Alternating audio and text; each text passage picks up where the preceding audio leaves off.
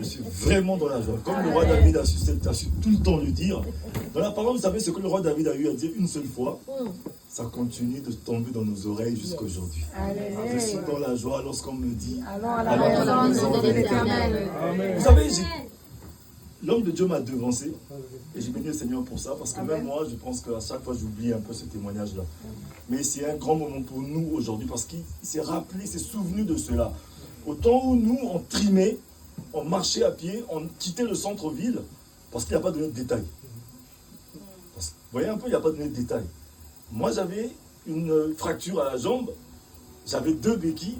Lui-même étant amoché aussi à la hanche, il avait une béquille, on marchait avec des béquilles, on quittait le centre-ville, on allait dans le quartier, dans les quartiers sud, comment on appelle ça, le Pakongo, tout ça, on allait chercher le Seigneur.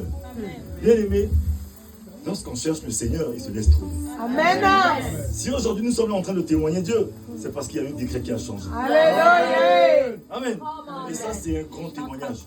Mais ce témoignage a eu lieu parce qu'il y a eu un engagement aussi. Et lorsqu'il y a un engagement et qu'on suit ces engagements, Dieu honore sa parole. Alléluia. Il y a eu un engagement parce que j'ai dit un jour à Dieu, Seigneur, si tu me relèves avec cette même jambe, moi je te servirai partout. J'ai dit ça à Dieu. Et ça peut prendre le temps que ça peut prendre. J'ai subi 3 greffes. Greffe de l'os, greffe de peau, greffe de muscle. J'ai fait 3 ans avec des béquilles. Je suis debout en train de servir. Amen. Alléluia. Je ne ressemble même pas à une personne qui a eu toutes ces opérations. Malgré mon âge un peu plus avancé, aujourd'hui je joue au basket même mieux que je jouais pendant que j'étais jeune. Alléluia. Mais je ne vais pas m'éterniser sur le témoignage parce que je sais qu'il y aura des témoignages après ce moment. Je ne suis pas venu seul. Je bénis le Seigneur parce qu'on vient d'un autre programme, parce qu'il y avait un deuil. Et on s'est retrouvés là, je suis venu avec mon épouse. Amen. Et ceux qui l'ont vu à distance, mais qui l'ont jamais vu, elle s'appelle Bialis. C'est mon épouse, c'est ma chère et tendre. C'est cette femme qui a su me supporter.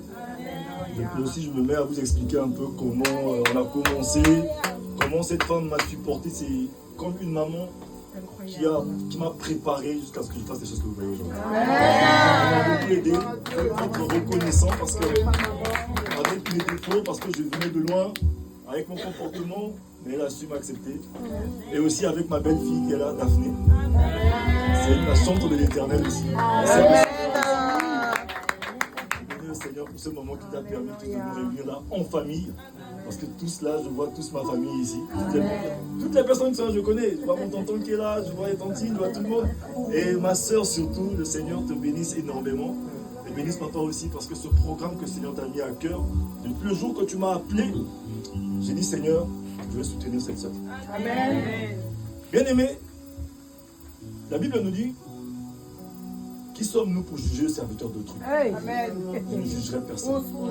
Toute personne qui vient au nom de l'Éternel, moi je dois être appelé à soutenir cette personne. Amen. Parce que si Dieu a pu changer mon histoire, il peut changer l'histoire de quiconque. Amen. Si aujourd'hui l'homme de Dieu a pu dire qu'on avait de mauvaises vies, mais aujourd'hui on a une belle vie avec le Seigneur. Yes. Dieu qu'on a tous un passé, on a un présent, on a une destinée. Amen. Alléluia. Et je rends grâce à Dieu. C'est ça qu'on appelle témoignage. Nous prions à un Dieu de révélation, pas un Dieu d'information. Les informations, on les met en boucle. Les gens vont nous chercher dans les tombeaux de notre vie passée. Mais la révélation, c'est Dieu. Alléluia. Amen. Je ne vais pas prendre beaucoup de temps, on va entrer dans le vif du sujet, parce qu'il y a des choses à dire, il y a des choses à faire. Amen. Alléluia. Amen. Partout où on se trouve, on va fermer les yeux. On va fermer les yeux, j'aimerais que les chants. On va chanter encore le Jéhovah. On va chanter, j'aime beaucoup ce cœur-là. Jéhovah est son nom. On va y aller et on va prier, remettre son nom dans les mains du Seigneur. Fermez les yeux partout où vous trouvez. Parce que pendant que tu es en train de fermer les yeux, même si le message n'est pas encore passé, le Seigneur peut te toucher pendant ce moment-là. Il peut changer ton histoire même pendant que tu es en train de chanter. Pendant que tu es en train de prier ton cœur. Pendant que tu es en train de chanter avec tout ton cœur, quelque chose est en train de te passer.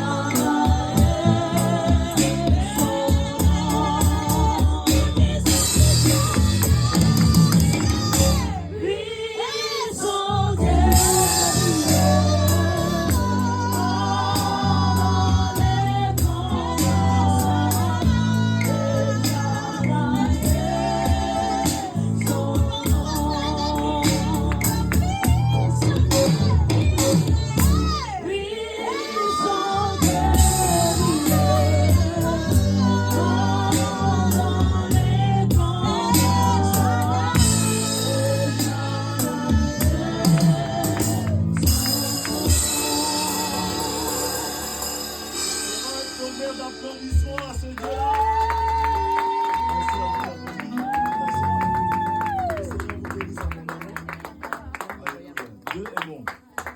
Est-ce que quelqu'un peut dire Alléluia? Alléluia. Est-ce qu'une personne peut dire Alléluia? Alléluia. Est-ce que tu peux dire Jésus est Seigneur? Jésus est Seigneur. Jésus est puissant. Jésus est puissant. Jésus est vivant.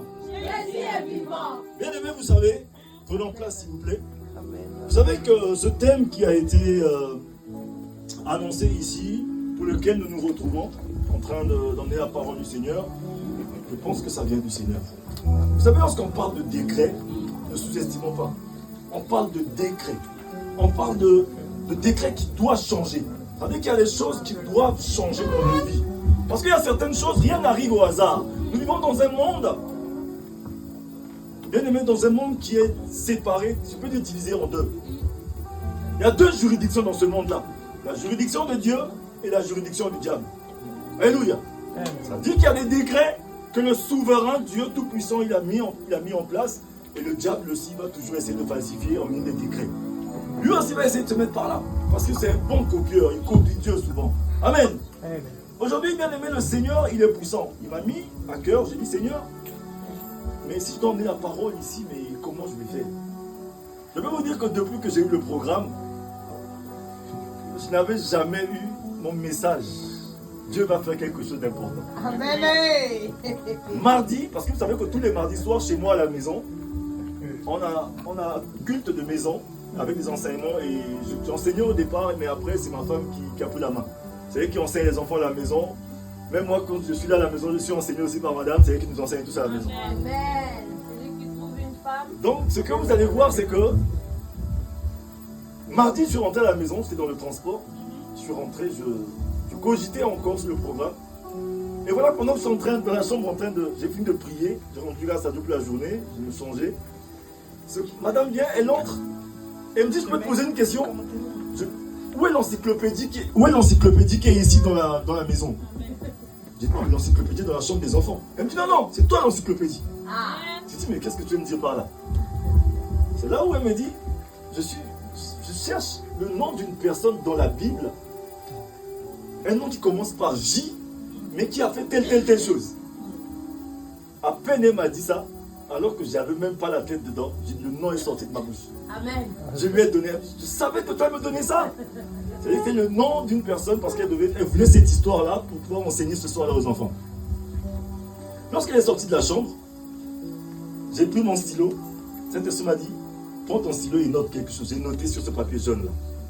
J'ai noté le nom pour ne pas oublier. Saint-Esprit me dit, note. Et lorsque j'ai noté, le lendemain, dans le transport, on allait au travail, c'est là où je lui ai dit, Dieu est passé par toi pour donner mon message. Amen. C'est-à-dire que le fait que tu viennes me demander le nom de cette personne, c'était le message que le Seigneur voulait que je puisse commencer à cogiter. Amen. Est-ce que vous voyez comment Dieu travaille en équipe? Amen. Dieu travaille en équipe. Oui, ça c'est parce que c'est dans mon équipe. Donc le Seigneur est passé par là pour me donner le message. Et j'ai eu le message. J'ai commencé à préparer ce message. Donc à chaque jour que j'essaie d'étayer le message, je me rends compte que oui, mais c'est réellement ce message-là. Ce matin, c'est là où j'étais au travail. Il n'y avait pas beaucoup de boulot. Je me suis concentré sur le message. Et c'est là où j'ai peaufiné le message, j'ai fini le message. Le Saint-Esprit, mais je n'avais pas encore le thème, un titre pour ce message. C'est là où il va me souffler dans la tête. Le comportement qui change les décrets de notre vie. Le comportement qui change les décrets dans notre vie. Parce que vous savez que pour qu'un décret puisse changer dans la vie de quelqu'un, il faut qu'il y ait un comportement. Amen.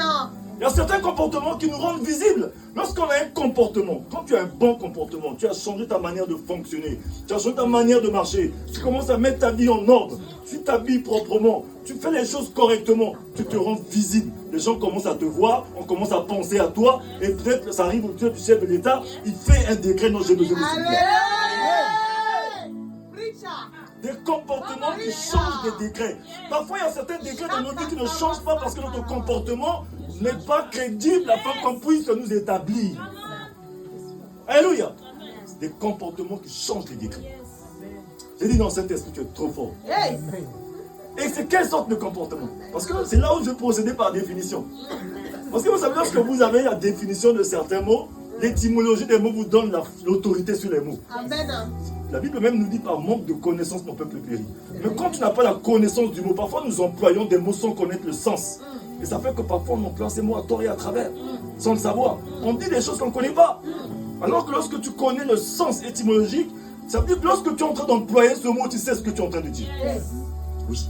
C'est pourquoi nous, les enfants de Dieu, on prie en sagesse et en intelligence. Amen. Oui. Le Seigneur veut que nous soyons intelligents. Le Seigneur veut que nous ayons à l'école, nous édifier. C'est ça, ces comportements-là aussi qui changent des décrets. Tu peux jeûner, prier, mais tu n'es pas intelligent. Comment va devenir le poste? Alléluia. Tu jeûnes, tu pries, tu t'habilles, tu es élégant, mais tu n'es pas intelligent. Mais le diplôme, tu n'as pas le diplôme qu'il faut parce que l'homme qu'il faut a la place qu'il faut. Alléluia. Il y avait un homme de Dieu qui était à côté du roi. On l'appelait Daniel. Alléluia. Cet homme de Dieu priait, mais c'était un ministre. Il était intelligent. Amen. Il avait de la sagesse, il était intelligent. Alléluia. L'intelligence 10 fois plus que les devins. Bien aimé, Dieu ne fait jamais les choses à moitié. C'est pourquoi il veut nous conduire à ce que... Parce que le plus souvent, on veut que Dieu nous comprenne. Mais Dieu ne nous comprendra jamais, il nous conduit à la compréhension. Amen. Amen. Nous, souvent, on aime que Dieu nous comprenne. Dieu ne te comprendra pas, bien aimé. Il t'emmène à la compréhension. Oui. Parce que nous avons un souverain sacrificateur qui était sur cette terre, qui a été tenté comme nous, mais qui n'a pas faibli à sa tentation. Oui. On l'appelle Jésus-Christ. Comme l'homme de Dieu disait tout à l'heure que nous ne sommes pas de la génération des Ézéchias. Nous sommes de la génération Jésus. Nous sommes de la génération de la grâce. La grâce, elle est là. Parce que moi, je dis souvent que je suis le prédicateur de la grâce. Alléluia. Moi, je prêche la grâce. Parce que la grâce emmène que les solutions. La grâce, c'est les solutions. Il y a toute solution de la grâce. La grâce n'est pas seulement une faveur imméritée. Bien sûr que c'est une faveur imméritée, mais n'est pas seulement une faveur imméritée. Mais c'est une puissance que Dieu nous donne afin qu'on puisse faire facilement ce qui devait être difficile et impossible. Alléluia. C'est ça la grâce. La grâce, parce que c'est pourquoi Dieu va dire que seule ma grâce te suffit. Ma puissance se manifeste dans la faiblesse. Ma grâce te suffit. Ma puissance se manifeste dans ta faiblesse. C'est que la grâce est une puissance qui te permet de te positionner là où on ne t'attendait pas. La grâce va t'emmener là où on ne t'attendait pas. Si je suis ici aujourd'hui en train de prêcher, c'est parce que c'est la grâce qui m'a poussé. Si je suis marié à cette belle femme, c'est la grâce qui m'a poussé. Si j'ai eu des enfants, c'est la grâce. Si aujourd'hui on entend parler de moi, c'est la grâce. Sans la grâce, c'était mort pour moi. Alléluia. La grâce est une puissance. C'est pourquoi même là où il y a le péché, la grâce surabonde. C'est quand même ton péché, Dieu n'est pas fâché contre toi. Le péché que tu as commis hier, Dieu n'est pas fâché contre toi. Je ne suis pas en train de te dire d'aller pécher. Mais la grâce de Dieu te donne la force de sortir du péché. Oui. La grâce, parce que c'est pourquoi la Bible nous dit là où il y a le péché, la grâce a surabondé. La grâce est au-dessus du péché. Amen. C'est pourquoi je ne vais pas perdre trop mon temps à parler que du péché. Je parle plutôt de la grâce. Parce que là où il y a la grâce, le péché affaibli. Amen. Mais entrons dans le message. C'est ceci que le comportement qui change les décrets, c'est quelle sorte de comportement? Je vais parler de la prière. Amen. La prière n'est pas seulement le fait de blablater ou de raconter sa vie, de dire des choses par-ci par-là. La prière, c'est un comportement. La prière, c'est un style de vie. Parce qu'une personne qui prie, c'est pas juste le fait d'ouvrir sa bouche et parler. Même lorsque tu ne parles pas, ta vie est en train de parler. La prière, c'est un comportement. Ton style de vie parle à Dieu. Ta manière de t'habiller parle à Dieu. Ta manière de te positionner parle. Ta manière d'éduquer tes enfants parle. Ta manière de vivre avec ta femme et ton mari parle. Oui. Lorsque Jésus va dire qu'il y a 3 choses qui vont rendre témoignage, ça veut dire que ta manière de faire les choses vont faire que les gens vont parler. Oui. Les gens, lorsqu'ils voient la télé, lorsqu'ils voient dans les infos, lorsqu'ils voient par exemple sur les téléphones, et je connais ce frère-là. À l'époque, on allait dans les boîtes de nuit ensemble. On avait les copines ensemble, on faisait 400 coups ensemble. Non, mais lui là, c'est Dieu seulement. Est-ce que je lui ai parlé? Est-ce que j'ai prié? Est-ce que j'ai fait des efforts? Je n'ai rien fait, juste ma vie lui a parlé. C'est que même notre vie parle, notre comportement qui a changé, c'est une prière. C'est pourquoi je veux dire que le comportement qui change des décrets, c'est le style de vie, c'est la manière de vivre.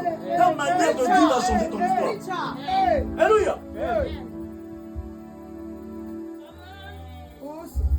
Lorsque la prière devient un style de vie. Lorsqu'on va parler maintenant de décret, c'est quoi un décret? Un décret, dans la définition du dictionnaire, comme tout le monde peut connaître, va dire ceci. C'est un acte ou une décision réglementaires et individuels pris par une autorité suprême, un chef d'État, un premier ministre. C'est ceux-là qui signent des décrets dans les pays. Alléluia. Par un premier ministre en vertu de leur pouvoir et de leur autorité. Mais qui leur a donné ce pouvoir et cette autorité? Si ce n'est pas Dieu. Amen. Amen. Ça veut dire que si aujourd'hui un chef d'État peut donner des décrets, un premier ministre donne des décrets, mais celui qui a créé ceux qui ont fait les décrets là, mais lui qu'est-ce qu'il va donner? Les décrets que juste les décrets. La Bible dit ceci, ceux qui vont vérifier dans leur Bible, dans le livre de Deutéronome 32, verset 39. Je suis le seul Dieu qui a le pouvoir de blesser, de guérir, d'élever, d'abaisser, de donner la vie, d'enlever la vie. Rien n'échappe à mon contrôle. C'est lui qui a la clé de tous les décrets. C'est ce Dieu-là. Deutéronome 32, 39 me dit qu'il a le pouvoir de blesser, de guérir, d'élever, d'abaisser, de donner la vie, d'enlever la vie. Si aujourd'hui Dieu décide de donner la vie, qui peut l'enlever?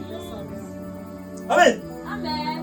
C'est pourquoi aujourd'hui vous allez voir dans la Bible, il y a la simple définition de la souveraineté de Dieu. Souvent nous employons le mot souverain. Non, Dieu est souverain. Dieu est souverain. Mais si on pose réellement la question à un enfant de Dieu qui prie même Dieu souverain là, on dit qu'est-ce qu'un Dieu souverain? Qu'est-ce qui prouve la souveraineté de Dieu? Pourquoi on dit que Dieu est souverain? La souveraineté de Dieu, c'est la capacité de Dieu de décider toutes choses seul selon le conseil de sa volonté. Amen. Selon le conseil de sa volonté. C'est pas moi qui le dis, c'est la Bible qui le dit. Nous allons vérifier dans la Bible. Lisons le passage de Éphésiens 1 au verset 11 qui nous le dit. Que Dieu décide toutes choses seul selon le conseil de sa volonté. Le conseil de Dieu s'est installé ce jour. Il a dit, bon, lorsque j'ai tout créé, il s'est reposé. Et avant de se reposer, il dit, bon, comme il a vu que tout était bon, le conseil de Dieu s'est installé. Faisons l'homme à notre image et à notre ressemblance. Ça, c'est le conseil de Dieu. Vous savez, lorsqu'un conseil s'établit, quand on entend parler de conseil, ça veut dire qu'il y a plusieurs personnes autour d'une table. Alléluia. C'est ce jour-là qu'il y avait Dieu le Père. Il y avait le Fils, il y avait le Saint-Esprit. Amen. Il y avait un seul Dieu, mais en trois.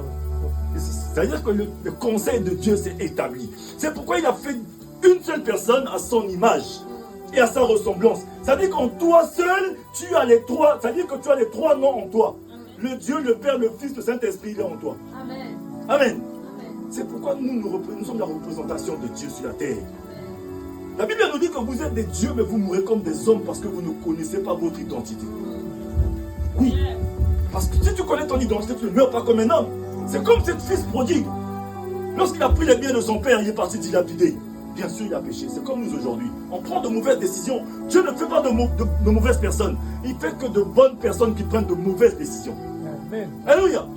Dieu, tout le monde est bon. Parce qu'il a dit que lorsqu'il a créé l'homme, il a vu que c'était très bon. Ça veut dire que même celui qui est dans la boîte de nuit pendant que je suis en train de parler là, non, c'est une bonne personne. Amen. Parce que l'apôtre Paul même va dire ceci. L'apôtre Paul va dire, ceux qui vont vérifier plus tard, parce que j'aime bien qu'on vérifie leurs écritures. Ceux qui vont vérifier plus tard dans Éphésiens 3, à partir du verset 11, un truc comme ça. La parole de Dieu va dire, il y a une autre loi qui existe. C'est un autre mystère. Ce mystère, c'est que même les païens sont co-héritiers du Christ et partagent le même héritage avec nous par les évangiles. Ça veut dire que même le païen là, il est co-héritier du Christ. Ça veut dire que lui aussi, Dieu l'a créé à son image. Donc nous sommes la ressemblance de Dieu. Dans sa souveraineté, il nous a créé, en nous, il a placé quelque chose. C'est pourquoi dans Éphésiens, même Éphésiens, nous allons vérifier, nous allons voir qu'il dit que il nous connaissait avant la fondation du monde. Nous avons déjà été bénis de toutes sortes de bénédictions spirituelles dans les lieux célestes en Jésus. Ça veut dire que la bénédiction que tu es en train de courir après, tu as déjà été béni. De toutes sortes de bénédictions. Le problème qui se pose, c'est que tu es en train de chercher dans le mauvais endroit. Notre bénédiction n'est pas loin de nous, elle est à côté de nous. Alléluia. C'est juste parce qu'on ne se rend pas compte encore que nous sommes bénis. Nous sommes en train de chercher loin. Parce qu'il y a des décrets, parce qu'il y a des lois, parce qu'il y a des choses. Par notre mauvais comportement, on a mis le pied là où il ne fallait pas. On a fait les mauvais choix. Mais il n'est pas trop tard. Amen. Le Seigneur est en train de faire quelque chose. Ce soir, le Seigneur a prévu à ce que nous puissions nous réunir ici parce qu'il veut nous faire du bien. Alléluia. Amen. Regardez ce que la parole de Dieu va nous dire. Nous allons prendre la parole. Lorsque le Seigneur a soufflé dans les oreilles de mon épouse, ce texte que nous allons lire maintenant, 1 Chronique, notre texte de base, celui de 1 Chronique, c'est juste une prière qui a changé l'histoire de quelqu'un. C'est là où nous allons comprendre ce qu'on appelle les décrets maintenant qui peuvent changer. Amen. Prenez un Chronique.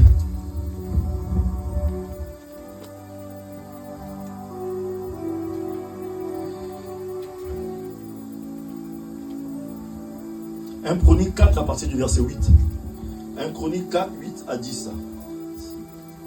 Si un enfant de Dieu peut nous faire cette lecture très rapidement, s'il vous plaît, à haute et intelligible voix. Un Chronique 4, verset 8 à 10. Je lis au nom de Jésus-Christ. Amen.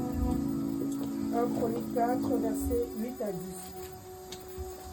Quand engendra Anud et Atsobeba, et les familles d'Acharchel, fils d'Aaron.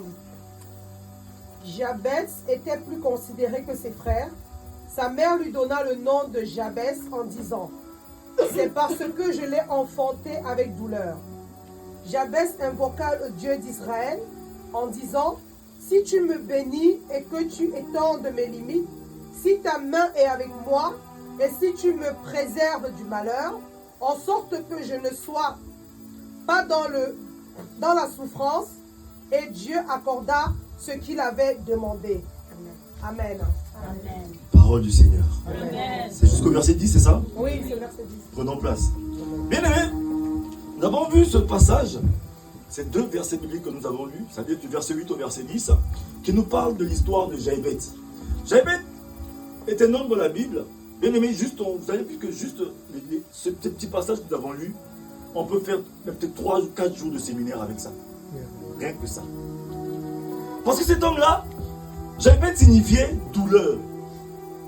Parce que sa maman, la Bible nous dit que sa maman lui a donné ce nom parce qu'elle a enfanté cet enfant dans la douleur. C'est-à-dire que pendant qu'elle était enceinte de cet enfant, elle vivait dans la douleur. C'est-à-dire que dans la pénibilité, elle vivait dans la misère, dans le poids. Peut-être qu'elle n'avait pas les moyens. Peut-être qu'elle souffrait. Même pendant l'accouchement, elle souffrait encore. Même pousser l'enfant peut-être était difficile. Peut-être qu'elle a accouché par césarienne, on ne sait pas. C'est pourquoi il a dit, bon, je préfère donner le nom à cet enfant, le nom de douleur. Donc lui-même déjà à sa naissance, il n'avait pas la connaissance de la vie, il s'appelait déjà douleur. Alléluia. Il y avait déjà un décret sur sa vie.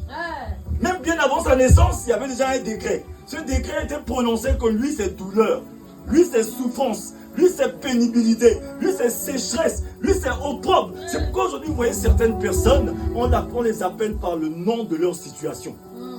Amen. Même dans ce pays-là, les gens appellent souvent les sans-papiers. Hein? Ça c'est le décret. On appelle les gens sans-papiers. On appelle même des gens qui vont, par exemple des gens qui vont peut-être, je sais pas, à la CAF ou bien à ça qu'on appelle. Non, non, il y a souvent on dit femmes seules sans enfants. Ça c'est des décrets. Femmes seules sans enfants. Et elles sont fières d'aller prendre. Hein? Non, femmes seules avec enfants. Voilà. Est-ce que vous savez qu'elles sont fières parce que bon, je gagne de l'argent, je suis bien. Non, c'est un décret. Ça, la mère isolée même, ça là c'est décret. Chômeur. Ça, c'est un décret aussi. On appelle les gens avec ce nom-là. Mais vous savez que lorsqu'il y a un décret qui a été prononcé, ne vous inquiétez même pas parce que le monde, la population, le dehors, va se charger du reste. Le dehors, là, ça va se charger du reste. Ça va se charger des commérages. Ça va se charger de la publication. Ça va se charger de la médisance. Ça va se charger d'éparpiller ça. Parce que lorsque, par exemple, on a donné un décret, le jour qu'on va dire que non, le prophète J. Beaucoup a été décrété que bon, lui, il est maintenant ministre, par exemple, de travaux publics à Bangui. Même si lui n'a rien dit. Même si lui n'a rien dit à parler à personne. Le public va s'en charger. Amen. Et est-ce que vous savez que J est devenu ministre? Amen. Il est devenu ceci. C'est pourquoi le jour qu'on a appelé Jaébet, cet enfant-là, depuis qu'il commençait à grandir, à l'école, il y a eu peut-être des soucis. Ses collègues l'appelaient douleur. Parce qu'on connaissait la définition. Donc vous voyez un peu, il y avait cette difficulté-là. À l'école, non seulement il vient d'une famille pauvre, ça veut dire que déjà il a le nom de pauvreté sur lui, le nom de douleur sur lui, le nom de souffrance sur lui. Et en plus, pendant qu'il grandissait, même à l'école, ses collègues pouvaient dire que non, c'est la douleur. Non, je ne me promène pas avec celui-là. Nous avons souvent des collègues qui sont peut-être qui ont une vie difficile, qui étaient pauvres. Est-ce que notre manière de vivre avec était comment? Ou bien qui étaient sales, qui n'avaient pas les moyens, ou bien qui avaient un nom bizarre, on les évitait même. N'est-ce pas? On a vécu tout ça à l'école. Donc combien de fois j'ai répété? Pendant qu'il devait grandir, quelle femme va épouser un homme qui a ce nom-là? Qui est déjà pauvre, qui s'appelle pauvre même? qui s'appelle douleur. Même ça veut dire que sa vie était caduque déjà depuis l'enfance. Amen. Il y avait un décret fort sur la vie de Jaïbet. Mais la Bible va nous dire que Jaïbet, vous savez, c'est pourquoi je vous disais que nous avons un Dieu de révélation, pas un Dieu d'information. C'est pourquoi le passage commence par dire que Jaïbet était le plus considéré de tous ses frères. C'est que Dieu a commencé son histoire au début avant la fin. Parce qu'on dit que Dieu exauça sa prière, sa vie a changé. C'est pourquoi lui il est devenu plus considéré que ses frères. Donc le passage a commencé par la considération alors qu'il n'était pas encore considéré. Amen. Amen. C'est pourquoi lorsqu'on est en train de te dire que toi tu es béni, ne doute pas de la bénédiction. Amen. Parce que Dieu approuve la parole de son serviteur. Amen. Est-ce que quelqu'un est béni ici? Amen. Alléluia. Dieu approuve la parole de son serviteur. Pendant que je suis en train de parler, qu'il nous soit fait selon ta foi. Les choses peuvent se passer. Amen. Amen. Je m'appelle le jour que même l'homme de Dieu était en train de dire, là, j'étais présent. On a fait cette veillée, parce qu'il n'a pas donné de détails. L'évangéliste qui était là, juste dit, quelqu'un sera béni demain, sa vie va changer. Amen. Et lorsqu'il a fait le pas, le lendemain, le décret établi, il partait juste rendre visite. C'est là où on lui a dit qu'on a besoin de lui ici. Il y a eu le poste. Le travail qu'il a dit tout à l'heure. C'était le même soir, le lendemain, tic au tac, sa vie a changé. Il a fait le pas de la foi, il a saisi. Bien aimé, Dieu approuve la parole de son serviteur. Nous vivons dans un monde qui a été créé par la parole. Le jour que toi tu sous-estimes la parole, tu as sous-estimé ton éternité. Amen. Un monde qui a été créé par la parole. Ça veut dire que Jaïbet, lui, pour annuler maintenant ce décret sur sa vie, il a compris que non, lui, sa vie était déjà caduque. Que sa vie était déjà difficile. Il y avait déjà un mandat sur sa vie. Il y avait déjà un décret sur sa vie. Mais que ça doit changer. Il a pris conscience de cela. Combien de nous ici n'avons pris conscience de notre situation? La situation, elle est là, c'est la partie fixe. Mais la partie amovible, c'est laquelle? C'est Jésus qui peut changer les situations. C'est comme Bartimée. Bartimée était dans une partie fixe. Il était pauvre et mendiant. Il y avait un décret sur sa vie. Non seulement pauvre, mais il était mendiant. Mais ce jour, il a juste crié. Quelque chose s'est passé. Ce jour pour toi, c'est peut-être aujourd'hui. Il y a toujours un jour. Alléluia. Et ce jour, c'est le jour de Jaïbet. Jaïbet a fait cette prière à Dieu. Bien aimé, Jaïbet n'a pas accusé sa maman. Nous cherchons bouc émissaire. Non, c'est ma tante. C'est ma ceci. C'est mon frère. Bien aimé, la Bible nous dit dans Apocalypse 9 au verset 4. Il y a des instructions qui ont été données aux démons de ne tourmenter que ceux qui n'ont pas le sceau du Saint-Esprit. Ça veut dire que toi, tu ne peux pas être tourmenté parce que tu as le sceau du Saint-Esprit. Amen. Bien aimé, tu peux avoir le Saint-Esprit en toi. Tu peux être dans l'assemblée de Dieu, mais tu peux vivre encore sous le décret. Alléluia. C'est comme cette femme qui a fait 18 ans dans la synagogue. Elle n'était pas à l'extérieur, 18 ans dans la synagogue. Parce que le décret n'était pas encore ôté. Mais le jour que Jésus-Christ est venu, il a pris seulement le micro. Il a vu la femme. Il a dit, femme, tu es déjà guérie. Amen. Jésus n'a pas fait de grands miracles. Il n'a pas chassé de démons. Il n'a pas fait un acte de foi. Il a juste envoyé une information. Et l'information s'est attachée à sa foi, a changé son histoire. Bien aimé, c'est juste l'information. L'information qui va circuler, qui va changer de décret. Amen. C'est juste l'information qui va circuler. Alléluia. Et ce jour-là, Jaïbet a réfléchi. Il a dit non, je vais parler à Dieu. Il n'a pas pris son temps pour commencer à charabiller comme nous avons l'habitude de faire à Dieu. Même le français que tu ne dis pas à ton mari, à ta femme, à tes amis, tu viens devant Dieu, tu commences à parler ce français-là. Alors que la parole n'est pas encore sur tes lèvres que Dieu connaît déjà. Mais est-ce que toi tu peux convaincre Dieu avec ton français? Amen. Quel français Dieu ne connaît pas? Alléluia. Même le français, tu ne sais même pas bien le parler, mais tu veux parler ça à Dieu. Parle même dans ta langue de Sango. Parle dans ta langue, Dieu va entendre. Parce que la parole dit que la parole n'est pas encore sur tes lèvres que Dieu connaît déjà. Jaïbet n'a pas charabillé. Il a seulement parlé à Dieu. Il a demandé 4 choses à Dieu. 4 choses à Dieu. Si tu me bénis. Nous avons souvent peur de demander à Dieu la bénédiction. On vient parler à Dieu des choses qui ne servent à rien. On perd du temps. Dieu veut que nous soyons bénis. C'est pourquoi la Bible va nous dire ceci, que jusqu'à présent, vous n'avez encore rien demandé. Vous demandez, vous ne recevez pas parce que vous demandez mal. On demande parce qu'on veut prouver. Tu viens demander à Dieu la bénédiction parce que tu as vu l'autre a une belle voiture, toi aussi tu vas une belle voiture. Alors que ton problème, ton besoin n'est pas la voiture. Amen. Non, je veux avoir un mari, je veux me marier maintenant, alors que toi tu n'as pas besoin de mari pour maintenant. Ton comportement ne reflète pas d'avoir un mari. Dieu veut d'abord tailler ton comportement avant de te donner un mari, parce que même si c'est le meilleur mari du monde, au contact avec toi, ça, tu vas le détruire. Parce que ton comportement n'a pas encore changé. Alléluia. Amen. C'est ça le problème. Non, j'ai prié, Dieu ne m'a pas donné, mais Dieu ne peut pas te donner ce que tu ne veux pas. Avant chaque bénédiction, il faut qu'il te prépare. Il n'y a pas que la bénédiction qui ne prépare pour toi, il te prépare toi aussi pour la bénédiction. C'est pourquoi il veut que nous soyons bénis. Mais il te faut demander à Dieu ce dont tu as réellement besoin. Lorsque c'est un besoin, Dieu intervient à ce moment-là. Parce qu'à ce moment-là, la prière de Jaébet est devenue un besoin. C'est une prière de besoin. Alléluia. Parce que la parole de Dieu nous dit que Dieu ne satisfait pas les envies, mais le désir. Le désir, a dit, fais de l'éternel tes délices, il fait ce que ton cœur désire. Le désir du cœur de Jaébet, ce jour-là, Dieu a exaucé. Parce que le désir, c'est un sentiment de besoin qui est exprimé par la parole. C'est que le sentiment de besoin est monté tellement fort que Dieu était obligé d'exaucer sa prière. Il a dit à Dieu, si tu me bénis, il a dit à Dieu de bénir ma vie. Parce qu'il sait que si tu me bénis, ton peuple sera béni. Parce que si tu me bénis, je bénirai mes frères. Si tu me donnes de l'argent, je serai une source de bénédiction pour ma famille. Parce que ma mère souffre, mes frères souffrent, mes amis souffrent. Mais si moi aujourd'hui tu fais de moi un homme riche, je vais m'occuper de ma femme, je vais m'occuper de mes maris, je vais m'occuper de ma famille, de mon père, de ma mère. Mais nous aujourd'hui, quand on demande à Dieu, c'est souvent pour notre gueule, pour notre bouche, excusez-moi le terme. On demande pour nous seuls. Ça fait que Dieu, quand il voit qu'il ne peut pas tirer sa gloire dans ce qu'il va te donner, il ne te donnera pas. Parce que Dieu est jaloux de ses bénédictions. Amen. C'est pas moi qui le dis, c'est la Bible qui le dit. Ésaïe 42, verset 8. Dieu est jaloux de ses bénédictions, il ne partage pas sa gloire.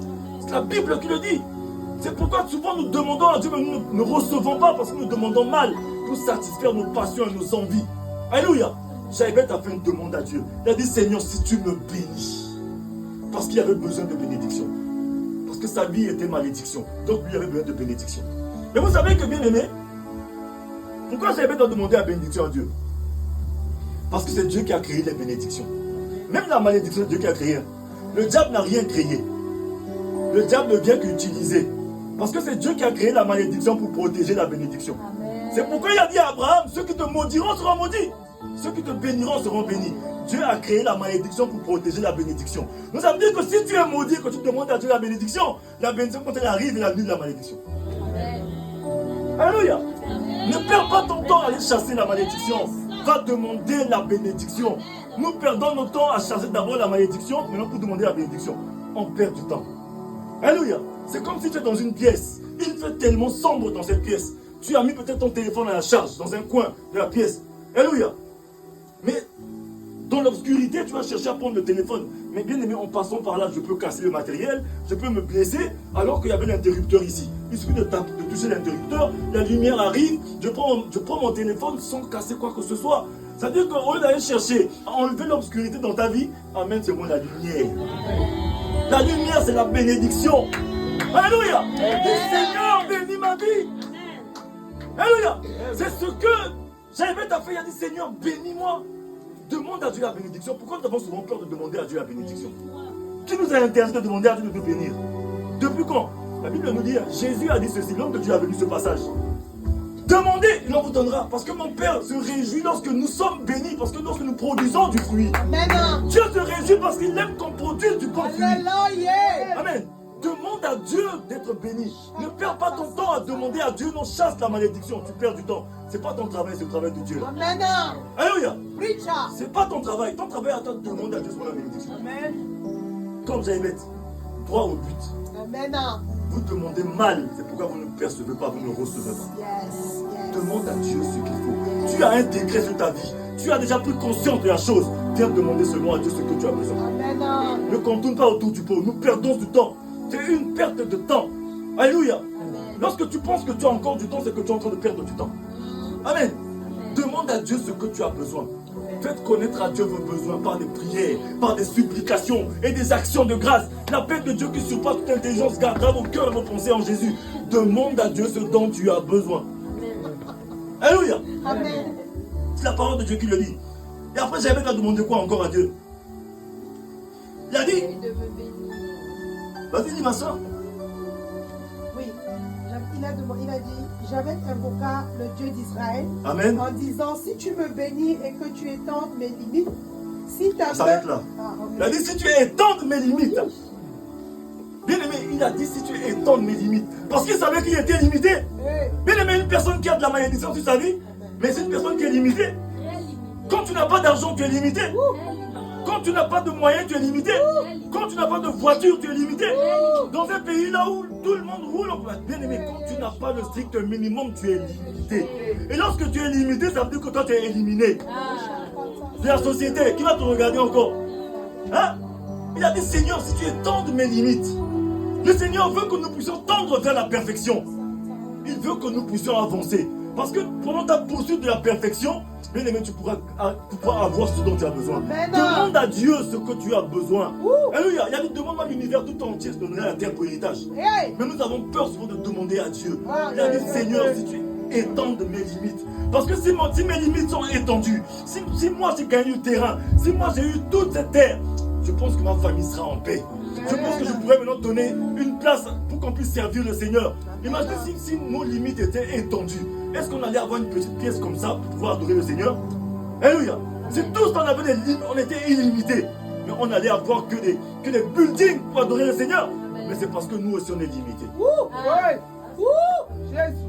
On est souvent limité et ça fait que notre Dieu, on fait de Dieu un menteur. À cause des limitations qui sont dans nos vies. Trop de limitations, ça vient d'un décret. Ça vient d'un décret.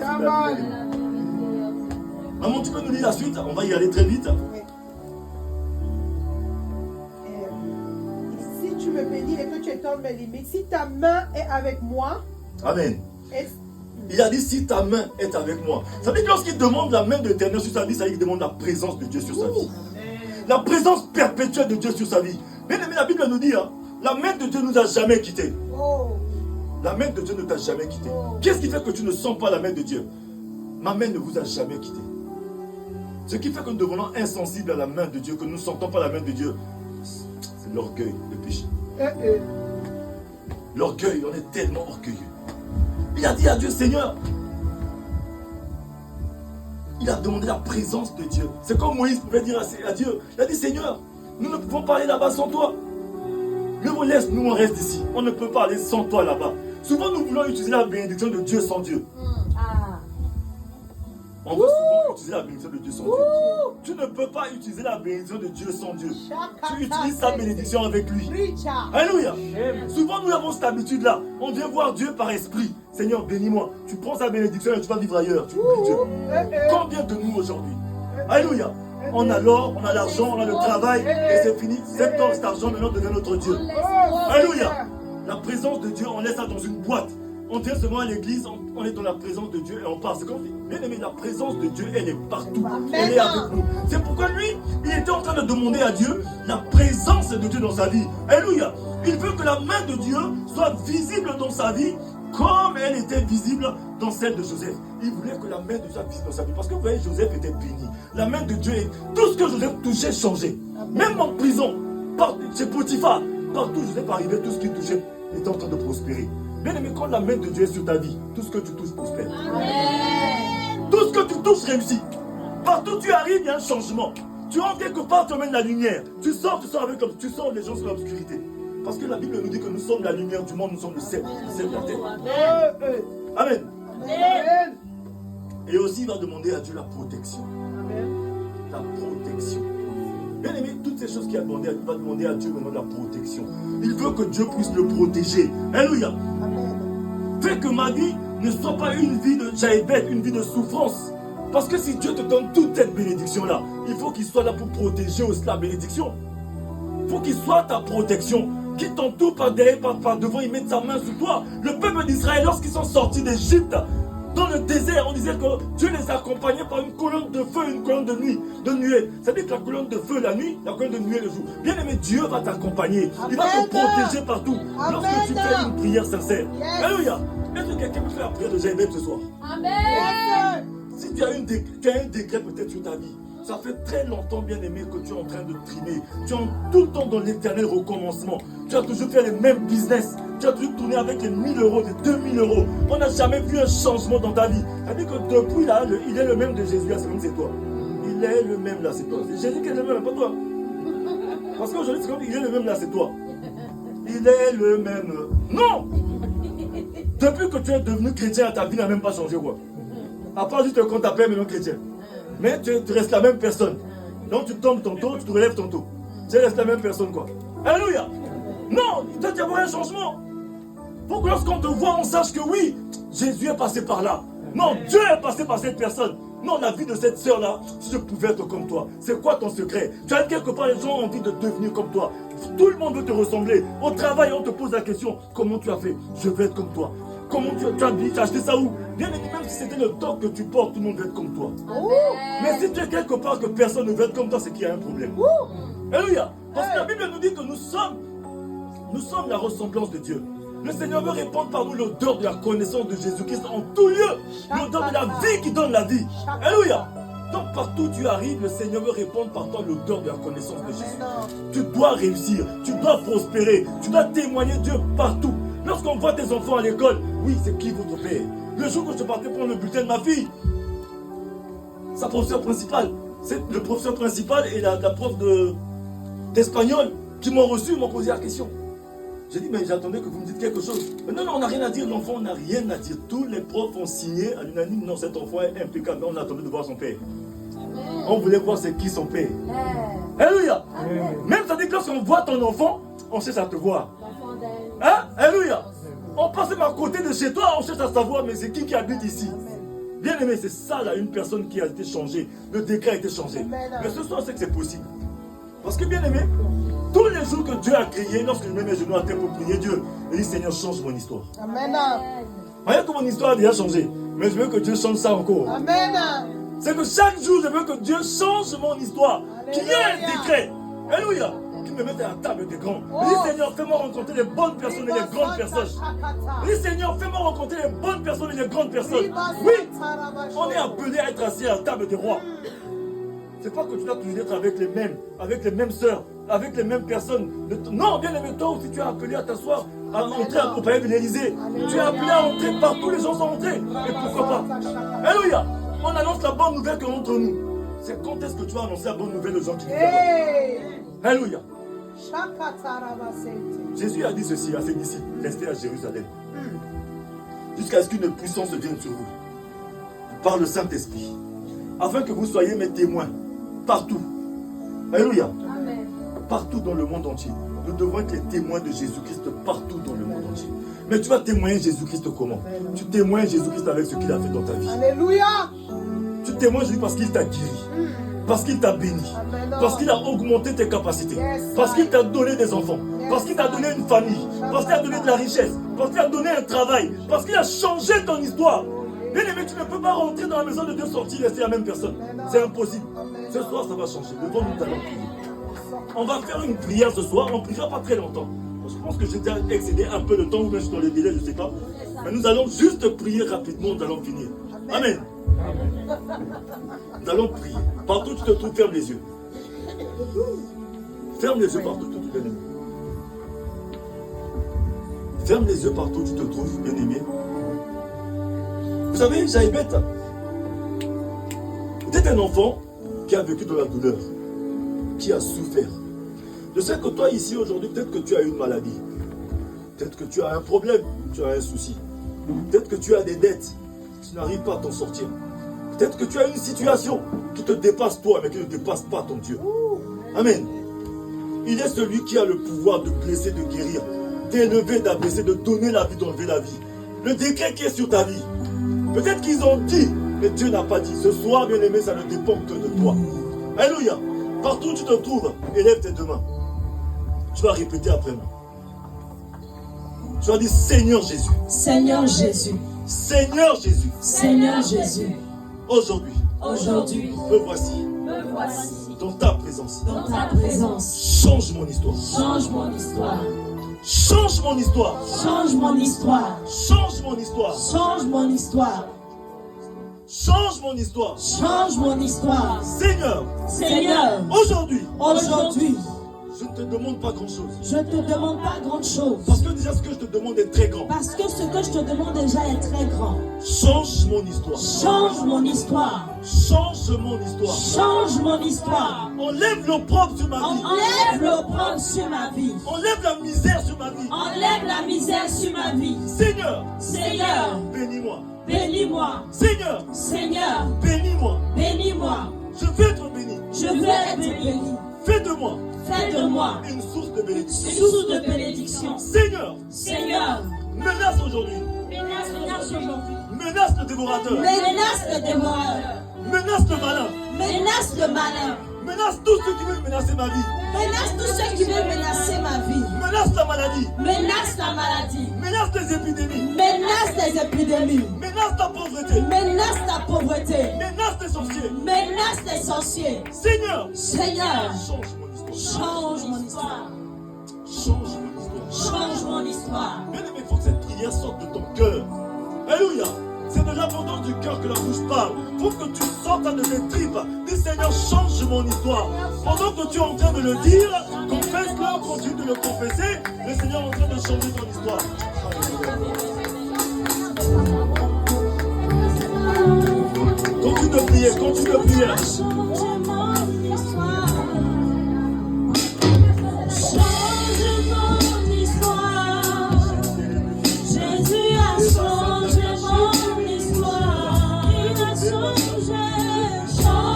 mon histoire.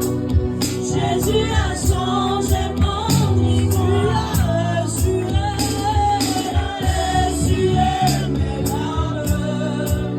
Jésus a changé mon histoire. Il a essuyé mes larmes. Jésus a changé mon histoire. Changé mon histoire. Jésus a changé mon histoire. Il a changé mon histoire. Jésus a changé mon histoire. Il a essuyé mes larmes. Jésus a changé mon histoire. Il a essuyé mes larmes. Jésus a changé Bien-aimé, mon histoire. oui, bien-aimé, là où tu te trouves, ferme les yeux. Ferme les yeux. Je vais prier pour toi. Je vais prier pour une personne qui vit une situation. Dieu de gloire, Père très saint. Je me lève sur le rocher qui est le nom de Jésus. Je me lève sur le rocher qui est le nom de Jésus. Vous brisez maintenant tout décret satanique et diabolique sur la vie d'une personne en ce lieu au nom de Jésus. Tout décret qui te gardait dans le célibat, je brise au nom de Jésus. Tout décret qui te gardait dans la maladie, dans la souffrance, je détruis au nom de Jésus. Ce soir, au nom de Jésus, je me lève contre les épidémies, les fléaux, les contagions, la pauvreté. Je détruis au nom de Jésus. Aujourd'hui, les cultes se s'ouvrent et que le règne de Jésus-Christ descende sur la vie d'une personne. Seigneur Dieu de gloire, restaure la vie d'une personne ce soir. Seigneur, je sais que c'est possible. Si tes enfants sont entrés en ce lieu, c'est parce qu'ils croient que toi, tu as la capacité de tout faire. Parce qu'ils savent que tu peux changer l'histoire d'une personne.